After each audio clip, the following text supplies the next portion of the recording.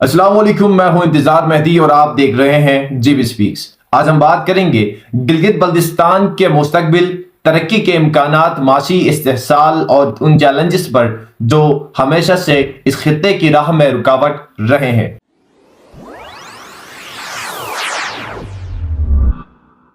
गिलगित बल्तिस्तान पाकिस्तान का वो खित्ता है जो कुदरती वसाइल, सियाहत, मादनियात और जुग्राफी हैसियत के लिहाज से इंतहाई अहमियत रखता है।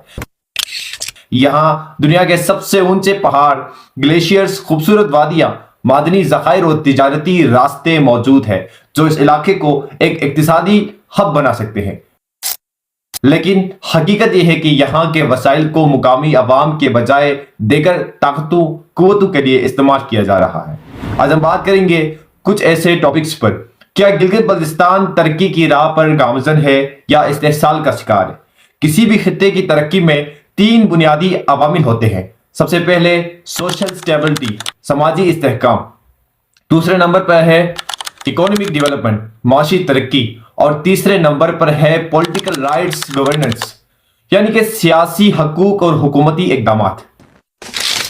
अब सवाल ये पैदा होता है कि गिलगित बल्तिस्तान इन तीनों अवामिल में कहां खड़ा है? क्या यहाँ के अवाम वो हकूक और सहूलियात हासिल है जो पाकिस्तान के देगर इलाकों को दी जा रही है, या फिर यह खित्ता सिर्फ सीपेक, मादनियात और कुदरती वसाइल के नाम पर बड़े मुफाद परस्तों के हाथों इस्तेहसाल का शिकार हो रहा है? अब इस इलाके के अंदर कुछ अहम इशूज हैं जिनको हम डिस्कस करेंगे। सबसे पहला है फिरका वारियत, हकीकत या सियासी हथियार। हमेशा से तासीर दिया जाता है कि गिलगित बल्तिस्तान में फिरका वारियत सबसे बड़ा मसला है, लेकिन सवाल यह है क्या फिरकावारियत अवाम के दरमियान खुद पैदा हुई है या उसे मसनूई तरीके से पैदा किया गया है? क्या शिया और सुन्नी अवाम हकीकत में इतनी चैलेंज है या ये सिर्फ एक हथियार के तौर पर इस्तेमाल किया जा रहा है? क्या यह मुमकिन है कि फिरकावारियत के नाम पर हुकूमत और देगर कुव्वतें यहाँ के अवाम को मुत्तहिद होने से रोक रही है?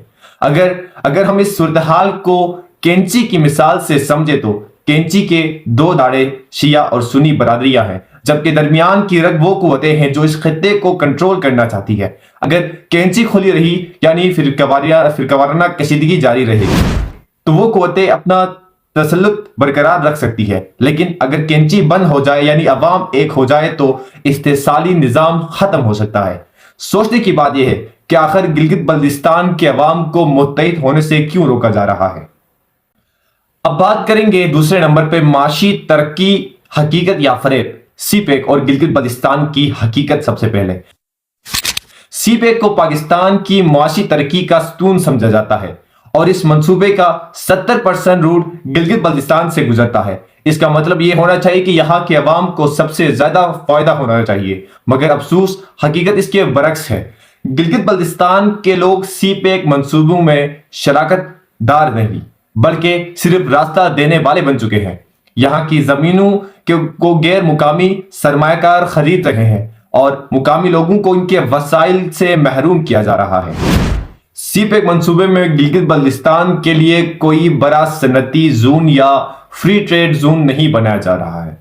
अब उसके बाद तीसरा जो इशू है मादनियात और कुदरती वसाइल का इस्तेहसाल। गिलगित बल्तिस्तान में सोने, तांबे, यूरेनियम, मार्बल और दीगर कीमती मादनियात के ज़खायर मौजूद हैं, मगर इनका फायदा यहाँ के अवाम को मिल रहा है। ये वसाइल पाकिस्तान के दूसरे इलाकों और बैनुल अक़वामी कंपनियों को बेचे जा रहे हैं, जबकि मुकामी लोगों को इनसे कोई फायदा नहीं हो रहा है। मादनियात निकालने के मुआहदे खुफिया तौर पर किए जाते हैं, जिनमें मुकामी लोगों को कोई हिस्सा नहीं दिया जा रहा है। अगर यहाँ के वसाइल 10% भी मुकामी तरक्की पर खर्च होता तो गिलगित बल्तिस्तान आज खुशहाल तरीन खित्ता होता।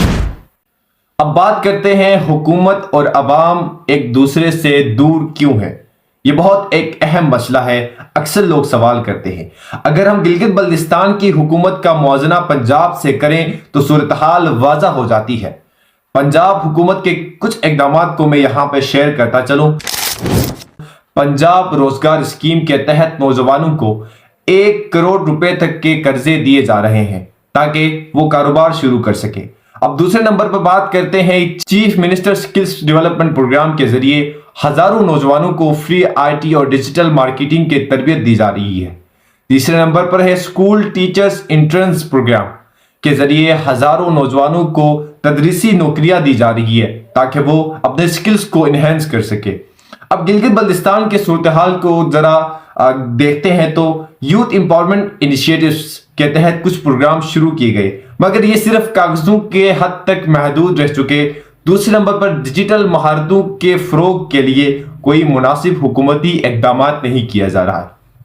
तीसरे नंबर पर है सियाहत और कारोबार को फरोग देने के लिए कोई मौसर पॉलिसी मौजूद नहीं है। अगर पंजाब में इतने जबरदस्त प्रोग्राम चलाए जा सकते हैं तो गिलगित बल्तिस्तान में फिर क्यों नहीं। उसके बाद हमारे पास जो अहम मसला है, जिसमें मैंने पहले भी डिस्कस किया था कि गिलगित बल्तिस्तान का मुस्तकबिल तरक्की या जमूद।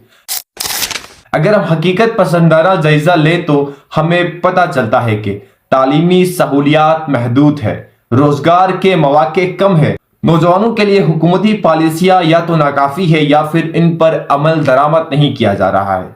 ये सब देखकर सवाल पैदा होता है कि क्या गिलगित बल्तिस्तान तरक्की की राह पर गामजन है या फिर हम जमूद का शिकार हैं। क्या यहाँ के अवाम को उनके वसाइल का असल फायदा दिया जा रहा है या फिर हमेशा से तरक्की के वादों में उलझ रहे हैं। क्या गिलगित बल्तिस्तान के अवाम को उनके वसाइल का हक दिया जा रहा है। क्या फिरकावारियत एक हकीकत है या एक सियासी हथियार है। क्या हुकूमत सिर्फ वादे करे या फिर अमली इकदाम भी किए जा सकते हैं। पंजाब और दीगर सूबों के मुकाबले में क्या गिलगित बल्तिस्तान के नौजवान पीछे रह जाएंगे। अपनी राय कमेंट्स में दें और बताएं कि आपके ख्याल में इस मसले का हल क्या है। अगले एपिसोड में हम बात करेंगे गिलगित बल्तिस्तान का मुस्तकबिल, खुद मुख्तारी, इस्तेहसाल या तरक्की। तब तक मैं हूं इंतजार मेहदी और आप देख रहे हैं जीबी स्पीक्स, क्योंकि ये आपकी आवाज है और आपका प्लेटफॉर्म है। अल्लाह हाफिज, अल्लाह निगहबान।